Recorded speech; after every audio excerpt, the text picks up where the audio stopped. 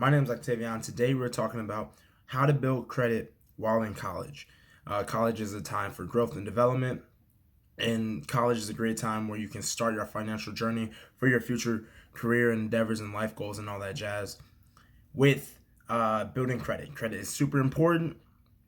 You definitely need it if you're trying to get a new car, mortgage, and house payments to get a loan. If you're trying to do like any kind of finance thing, like you're trying to finance anything, you need good credit. And they check your credit for so much now, like simply to just get like internet services, they may run your credit, or put bills in your name, they may run your credit. So like having good credit is very important in your life, and starting in college is a great way to kind of trailblaze that route. So this video hopefully can get you to understand and prepare to build credit throughout college, so it sets you up for financial success in the future. So make sure to like, comment, subscribe to the channel, and share the video to everyone you know, please. Thank you. And let's get into the video.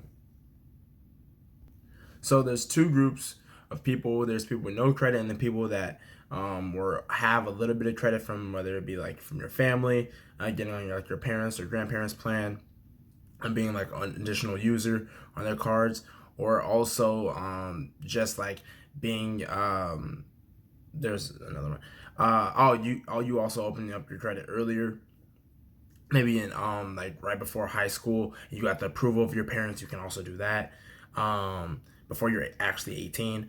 So, but these are two different groups of people: people with credit and people with no credit. So, people with no credit, those people I would recommend a secured card, Discover and Capital One, two of the best in that realm. Definitely apply for a secured card. All you do is you send them a initial deposit of money, and that would be your credit limit. So you send them $200. That $200 will be kept by them, and that'll be your credit limit. You'll have $200 to spend every month, and then you have to pay the bill. And then usually for those kinds of cards, you usually get that $200 back reimbursed to you as credit when you make consistent bill payments within the first like 3 to 6 months. You usually get that money back. So for people with no credit, I definitely recommend a secured card, and Discover and Capital One offer some of the best. I will put Discover a little bit higher just because I have Discover, so I'm a little biased with that point. But Capital One also offers one, which is great too. And then for people with credit, you could just go with the unsecured card, where you just apply for the card and then they set a limit for you. And I would still recommend Discover, Capital One, Chase. And I would, for those people though, still for better college, I would, for college, I would still recommend a no fee credit card. There's an annual fee for credit cards. For some credit cards, it's basically it is what it actually says, annual fee. So it charges you one time per year for basically owning the card.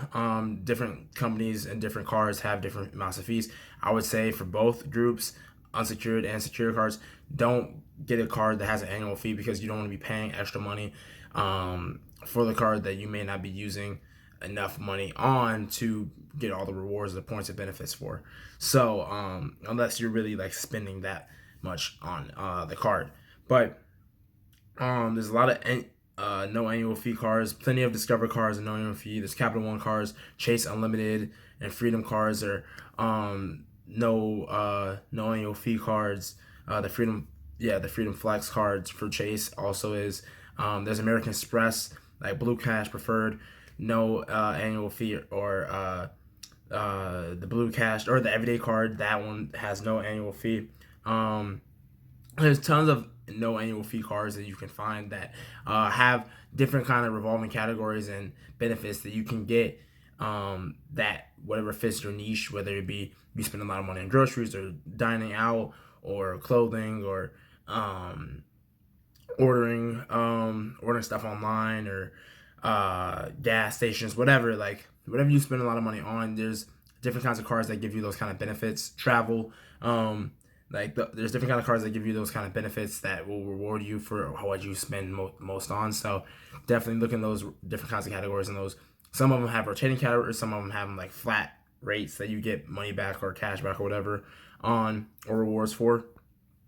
definitely go and check out different kinds of cards that are available and see which one fits your niche. I definitely recommend NerdWallet as a good resource for credit cards. Ask Sebby.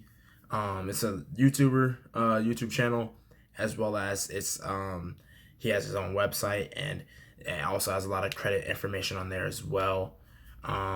Those are two really good sources. Um, and then I would say, um, when you're trying to build your credit, make sure to, number one, pay your bill on time, in full, on time and in full. That's the main thing. Pay it on time and in full, so you continue to build your credit. And every time you make those payments, it looks better and better. And it just takes time. That's the thing. It slowly takes time.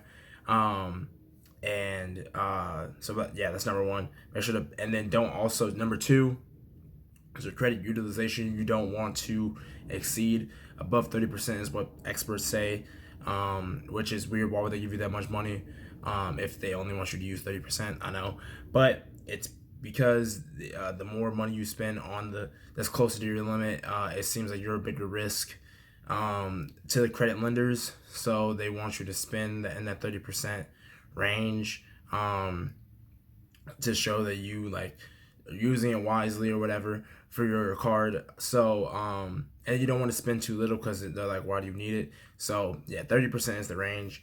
So definitely, if your limit's $200, you spend 60 every month on it, and then pay it off in full on time, and you'll be good. But yeah, that's pretty much the two main things for the credit spending. And when it comes to being a college student, usually, yeah, you don't have a lot of money, so you don't have a lot of funds anyway. So like you can just spend. You can spend like $6 every month. Like that's not really hard to do, whether it be on like a textbook for a class, or like maybe you're going out to dinner with your friends and you're paying for it, like that kind of stuff, or you aren't getting groceries, whatever, that kind of stuff. Yeah, you can spend. You can do a quick purchase on your credit card, build that credit until you start getting a better limit, build that record. That's pretty much it. The toughest thing for building credit, that affects 15% of your actual score, is the length of your credit, which is annoying because like you're starting out, from basically the bottom, and then you have to build it. And so that process, like me, I've had my credit card. I got my first credit card little over a year and a half ago, and like that's like the worst category as far as like tracking my score, like through the FICO score. That's like the worst category is like length of credit, because it's only a year and a half old. I don't have it for 5, 10, 15 years, which is 15% of your overall score. So that really will boost up the longer you have it, the length of your oldest credit card.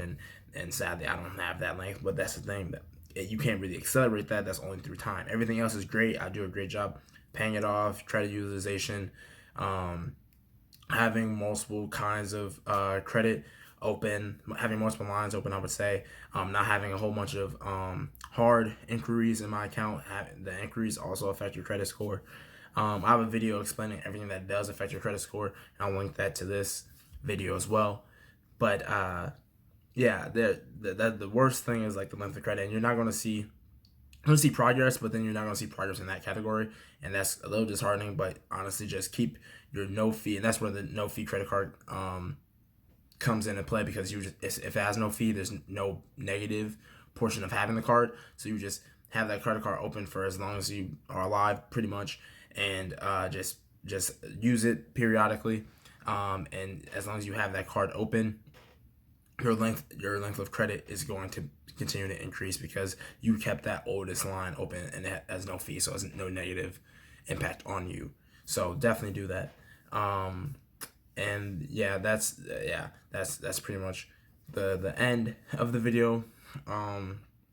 Building credit for college students is not rocket science, but it is a little daunting to get into building it. honestly, it's kind of like most things. You just got to jump into it, and then and you'll find your way around it. And there's plenty of resources out there. Come back to these videos. I have other videos that describe credit throughout my channel. There's other videos on YouTube. There's plenty of resources online you can go to learning about credit and building credit, especially being young in college. And that's the thing, is like there's plenty of resources. You just got to take the initiative and do it yourself before, so you end up starting to build that. You're not just waiting constantly for it. So yeah, that's pretty much it. Thank you all for watching. Make sure again to like the video, subscribe to the channel, comment on the video, and share it with everyone that you know. Please, thank you. And yeah, that's it. So I'll catch you guys next week. Peace.